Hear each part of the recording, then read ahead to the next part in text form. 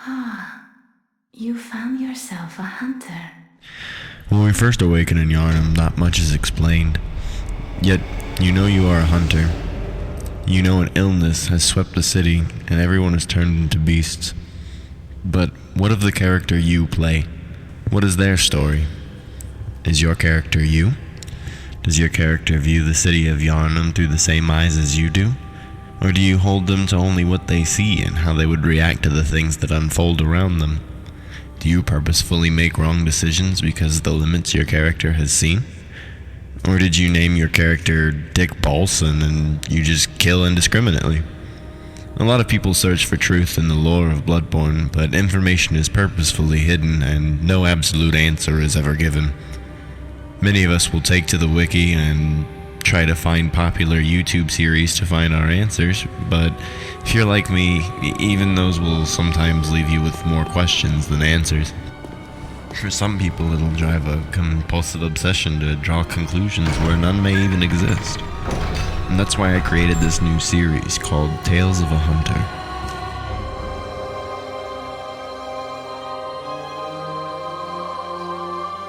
Now don't get me wrong, I love the lore of videos that exist. There are so many talented people who have dedicated a lot of time into Bloodborne's lore. This was just a way for me to tell the stories and lore from a unique perspective while keeping the spirit of the ambiguity to Bloodborne's lore. Now, let me explain a little bit more about what I plan to be doing with the Tales of a Hunter series. Bloodborne is an action role-playing game released by From Software for the PlayStation 4 in 2015. And just like From Software's previous action-adventure and role-playing games, you have to work for your story. Certain things might not occur if certain criteria is not met, and you may have many potential outcomes and conclusions that just don't exist. For example, my first time playing the first Dark Souls, a friend was hanging out in the room and watching me play. He had already gone through quite a bit of the game and warned me about Lautrec.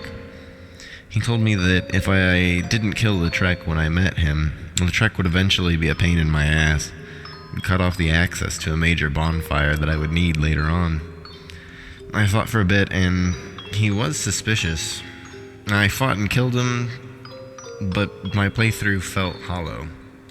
I quit shortly after that, and to this day that save file hasn't been touched.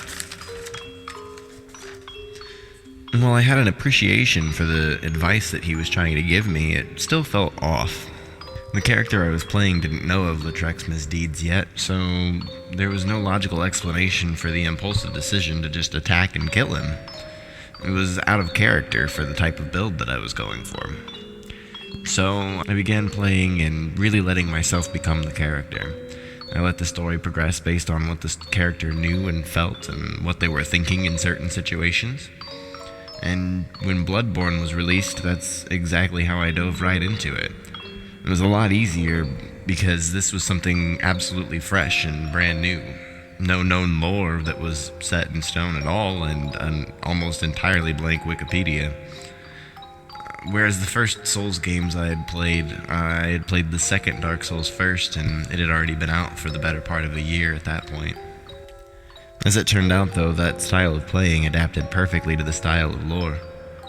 Usually when a lore video is made, they're told as informational and similar to how you would hear a telling of a myth or a legend. But what if it also told a story? What questions would a hunter ask if they were looking for great treasures or knowledge of the arcane arts? How were these conclusions made? Why did they decide to do what they did? My goal is to tell a story within a story and present some of my theories, or rather the theories of the hunters I've played. Now, I wanted to get at least a couple of these videos up before the old hunters, and one of them is already up on my channel right now. However, the old hunters is being released tomorrow, and I'm sure that all I'm going to be doing is playing that. And also, a lot of the things in some of the stories might change because of what's revealed in the old hunters. So, I think for now, some of the material I'll sit on and give about a week or so, and then I'll decide which of the videos are ready to be released and which of them are going to need more work. Through the eyes of these hunters, you will watch how the events unfold and hopefully give you a better understanding of the lore, or at least get you thinking. Perhaps you have your own theories, and in these videos you see something that you hadn't noticed before or hadn't expected, and it solidifies some of your own theories. If nothing else, I hope you enjoy these stories as much as I enjoyed putting them together. There will be several hunters with their own videos, and perhaps some hunters that will return for later videos as well. There will be hunters who wish to uphold the legacy of the executioners, hunting down vile bloods and purging the forbidden blood in the name of the healing church. Or hunters who will stop at nothing to ensure the survival and protection for the glory of Canehurst. You will meet eager hunters ready to learn the secrets of the cosmos, and hunters who have seen way too horrific sights, desperate to save anyone from them, even if it means murder. There will be hunters determined to fight the madness and discover the secrets locked deep in the catacombs below. And there will be hunters who, deep down, just wanted to help people. Each of these hunters has their own unique story, but the most important story is the one you believe. Because after all, isn't one's truth a matter of perception?